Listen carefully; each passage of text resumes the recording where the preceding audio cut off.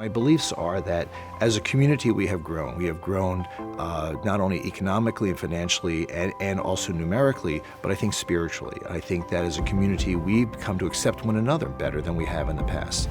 We've come to embrace the various aspects in the various communities within our own community.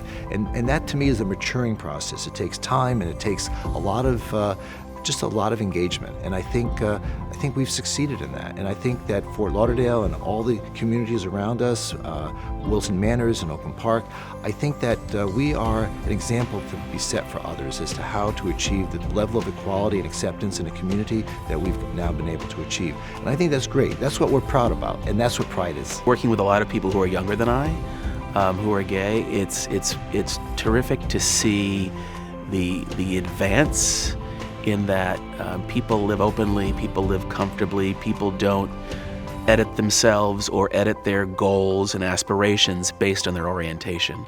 I think being of a certain age, there was a point at which you would ask yourself, can I aspire to do this and be gay? And you would have to reconcile that.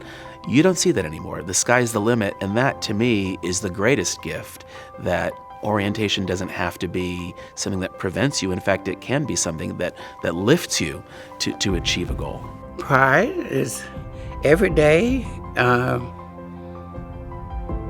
being open to love, open to community, open to everybody, just, to make the world better. That's just my mantra. Every email I normally send out, unless they restrict it. Every text message I send, even when I'm on the phone and I leave a message, I always say love to my friends. That was instilled in me as a child. My mom always told me and my sisters, good night, I love you, good morning, I love you. Yeah, share your love. And so that's me. That's what I think the pride is for me, is love and being able to show the love. To be part of this list is an incredible honor, but I'm older than almost all of them.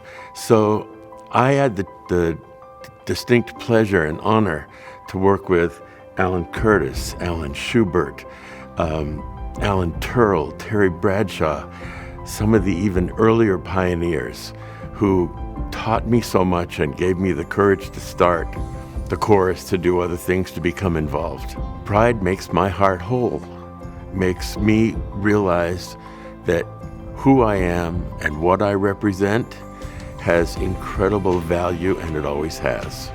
I take great pride in holding my husband's hand and walking down the street and knowing that in this community and in this country I can still do that, and that I hope that we can make further strides so that the next generation looks and go, oh, I never thought that would happen, and it has, and it's got to.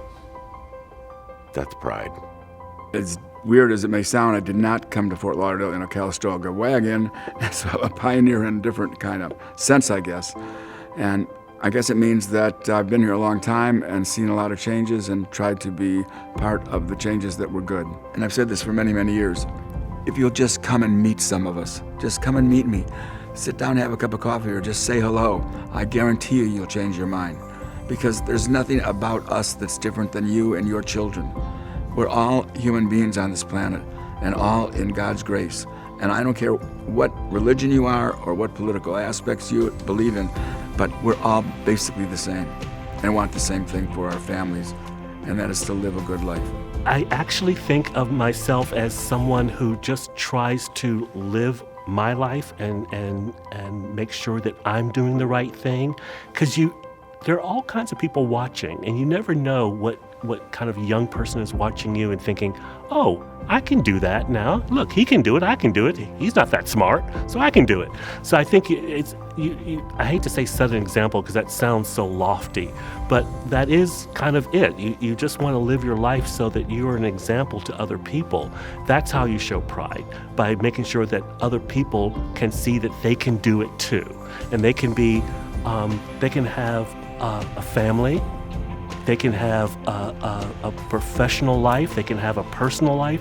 They can have everything that they were told maybe when they were young that they couldn't have if they were gay or lesbian or anything else in the LGBTQ alphabet.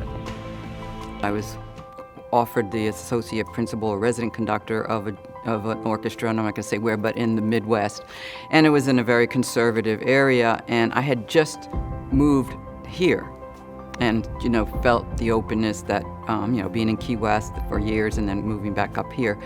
And at that point, it took me a little bit, but I finally said to my manager who was representing me, I'm not going. And he was very angry, and I just said, I am just finally in a place where I am out and people are accepting me. I don't go into my job being quiet or private. They know who I am, they accept who I am, they accept who I'm with. And so I'm not going there because I'm not going back. I truly believe that all of us are put on this planet Earth to make a difference. And from my earliest memories, I wanted to make a difference with regards to equality and acceptance. When I was a little boy, I was bullied at school. I was called mean, vicious names, and they hurt me. And I would go to bed at night, and I would say to myself, I hope that when I wake up tomorrow morning, I will be normal. That's what I said. I would be normal. Now, I wake up in the morning and I say, I'm a gay man, and I am normal.